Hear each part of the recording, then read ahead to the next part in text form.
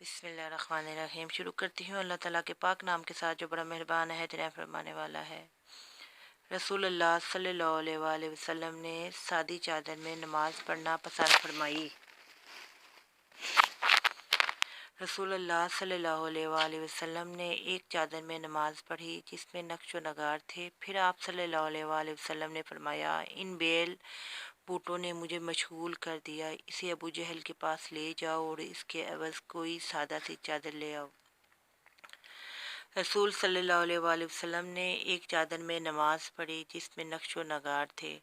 پھر آپ صلی اللہ علیہ وآلہ وسلم نے فرمایا، ان بیل بوٹوں نے مجھے مشغول کر دیا، اسے ابو جہل کے پاس لے جاؤ اور اس کے عوض کوئی سادہ سی چادر لے آؤ۔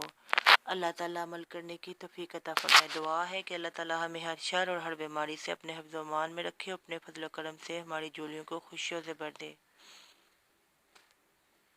آمین ثم آمین یا رب العالمین۔